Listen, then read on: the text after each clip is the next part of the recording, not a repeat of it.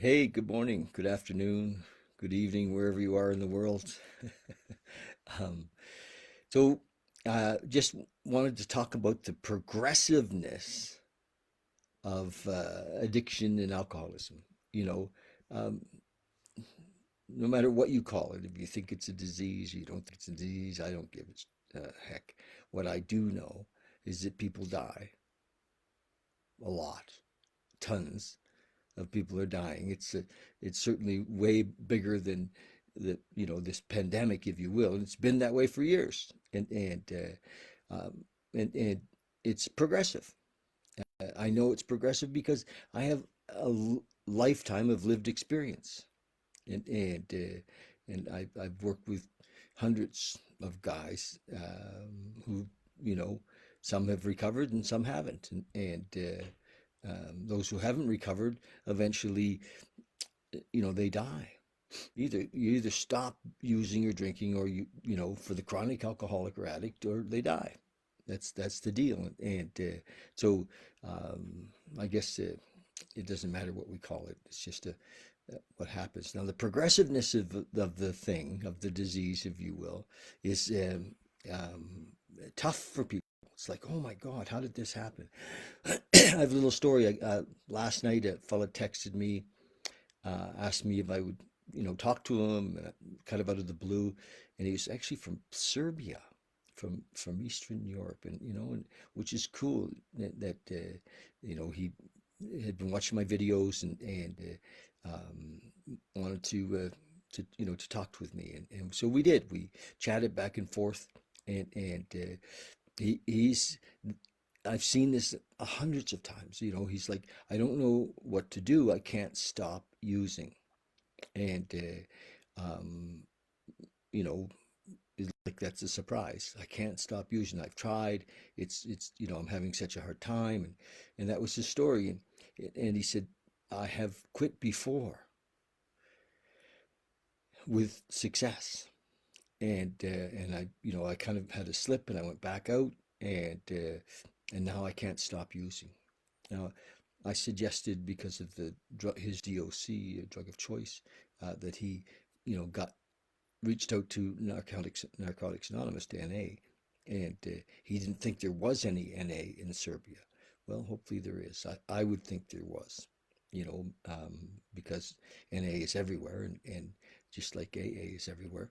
But the thing, here's the middle of the night, it's like 2 o'clock our time, and I'm texting with this guy, and I can just see, you can just feel the desperation. It's like his surprise that, um, that he couldn't quit.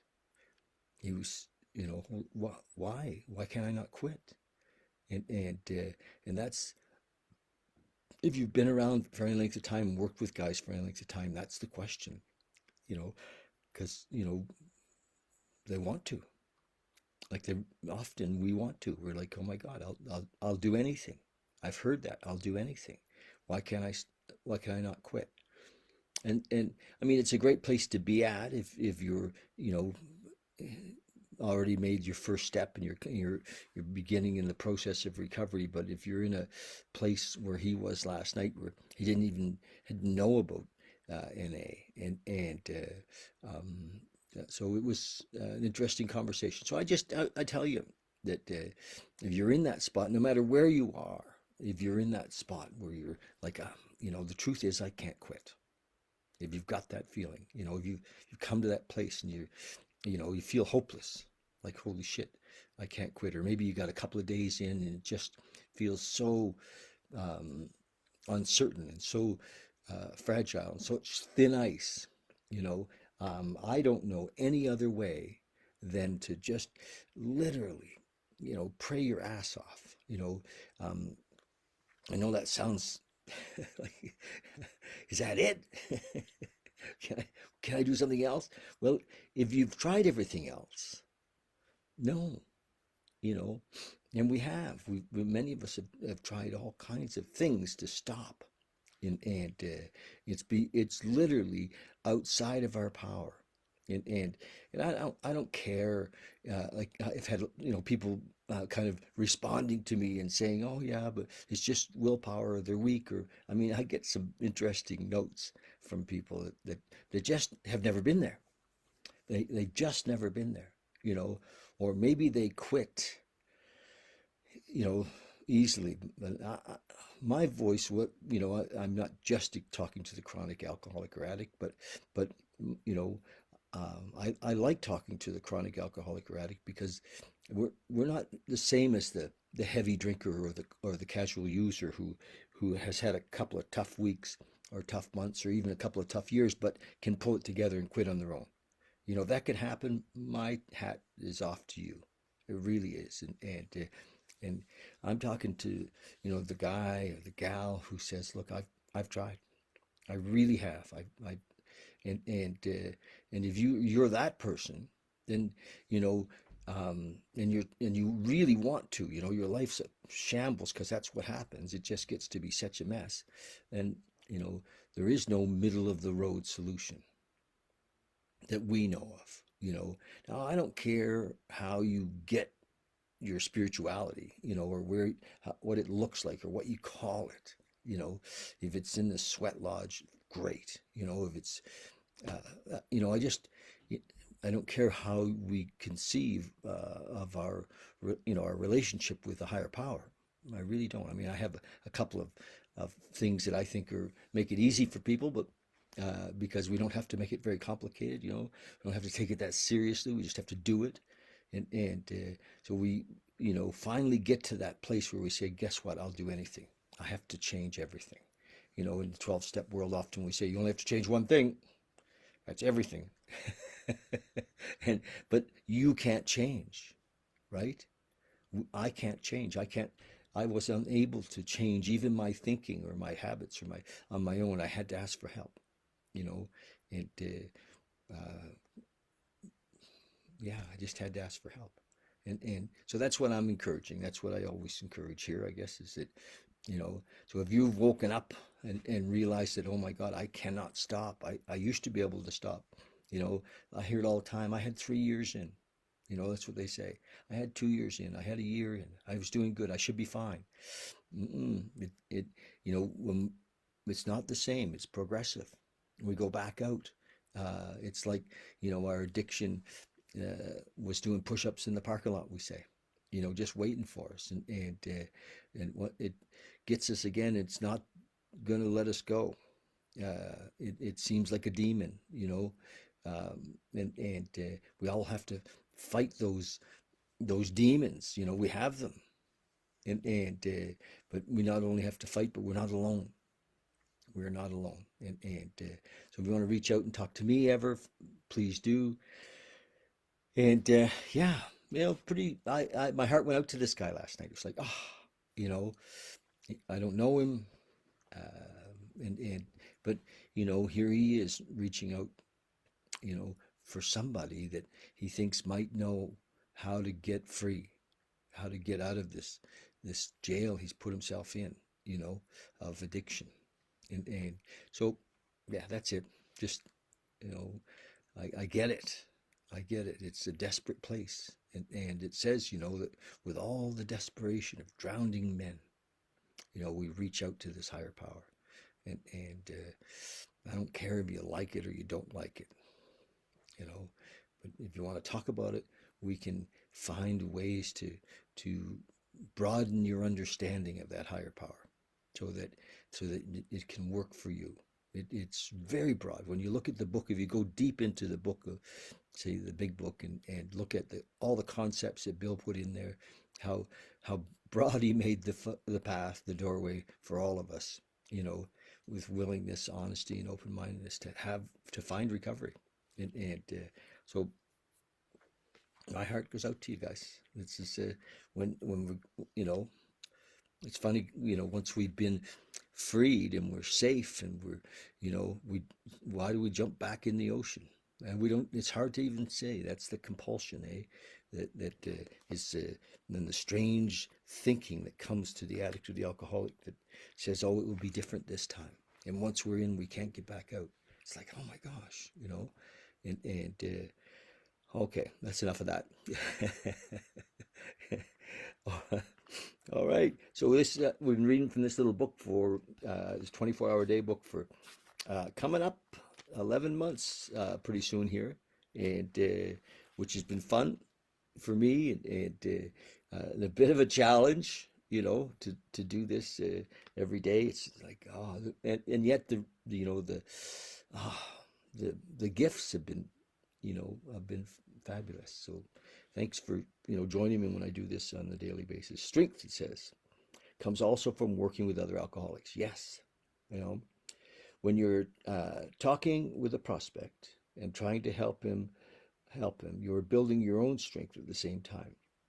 And so he's talking about a newcomer. When you're talking to a newcomer, you're talking to somebody who's sober, curious, carrying the message. We're building our own strength at the same time. You see the other fellow in the condition you might be in yourself, and it makes you resolve to stay sober stronger than ever. Your resolve to stay sober stronger than ever. There's the resolve part of it he's talking about, but there's also that we get lifted up. It's love in action when we're working with a new guy. And the love lifts us up and lifts him up. Often you help yourself more than the other fellow. But if you do succeed in helping him to get sober, you are stronger from the experience of having helped another man. Right. Loosely, but right, yes. Meditation for the day. Faith, it says, is the bridge between you and your higher power, you and God. Um, it is the bridge which your higher power has ordained. Faith, it says, is the bridge. It is the bridge which God has ordained. If all were seen and known, there would be no merit in doing right. Therefore, God has ordained that we do not see or know directly, but we can experience the power of His Spirit through our faith. It is the bridge between us and Him, our faith. It is the bridge between us and Him, which we can take or not, as we will. We could be mortally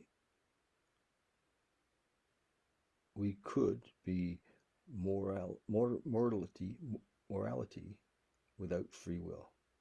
There could be morality, it says. Well, there could be morality without free will. Um, there must we must make the choice ourselves. We must make the venture of belief. We must make the venture of belief.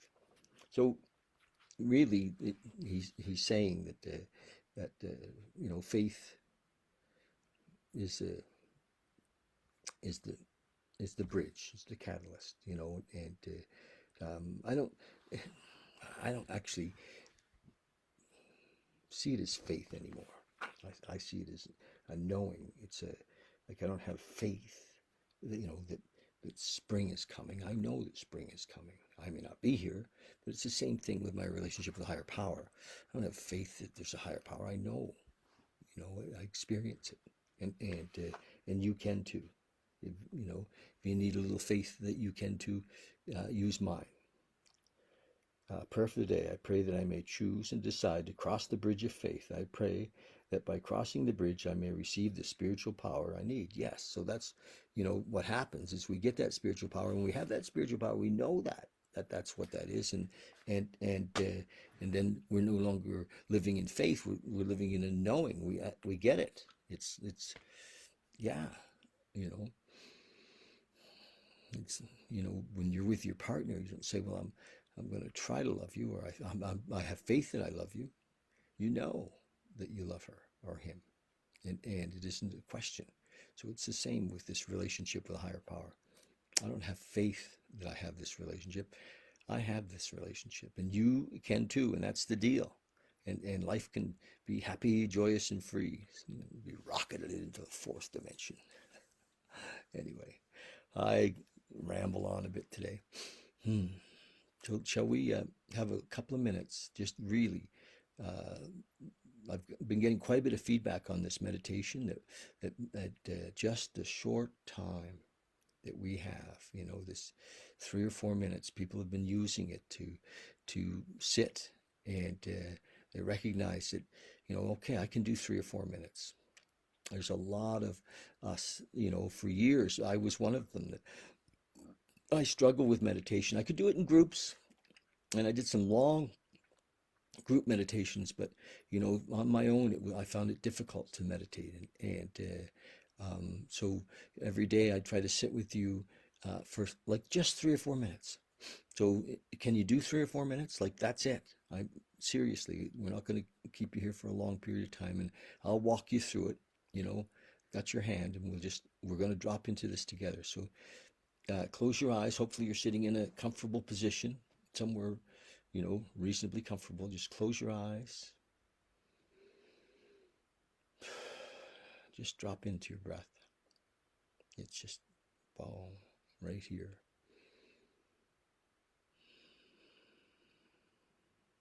After you practice this a while, it's just like you're dropping into that pool of stillness. It is a pool of stillness.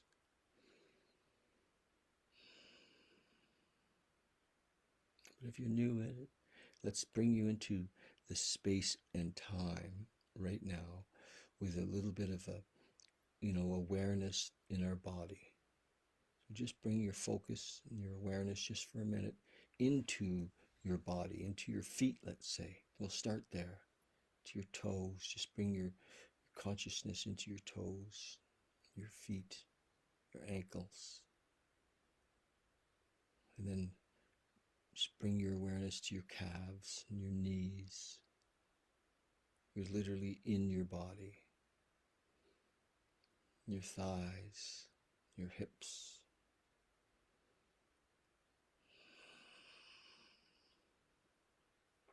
Bring your awareness into your lower back, into your belly.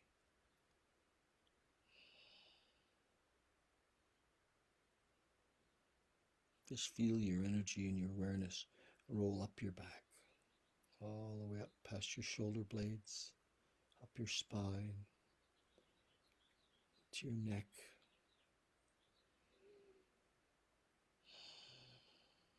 Bringing our focus and our energy into our body. Just feel your shoulders. Let's just go down your arms into your upper arms and elbows, to your forearms, wrists, hands. Just bring your attention, your focus into your fingers, thumb. Now you're here, you're right in your body. Come back up to your shoulders again, to your chest, to your breath. Take a big breath.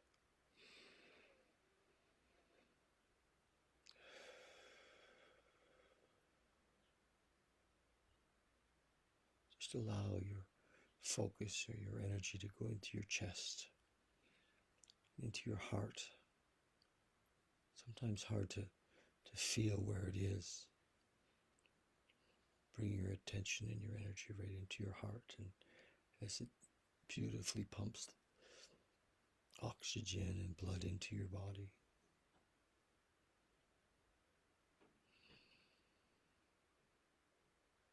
Just come back up into your neck, into your head,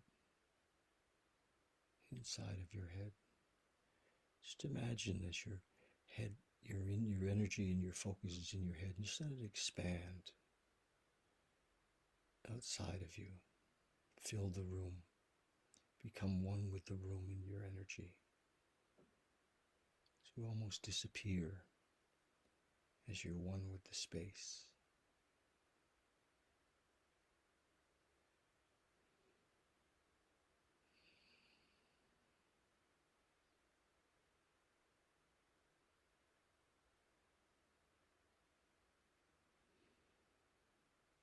Just feel the quiet. If there's any noise, just include it. You are one with this space, one with this body, one with the space you're sitting in.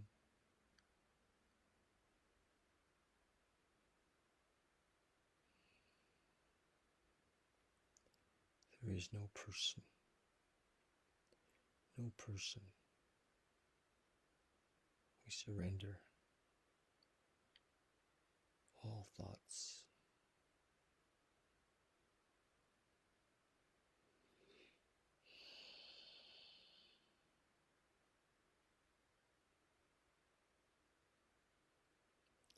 thoughts do come, just surrender them. Gently, gently let them go. We'll be back into the thought world soon. We can go back to them then. Right now, we're expanded into our space. We're one with this moment. One with this breath.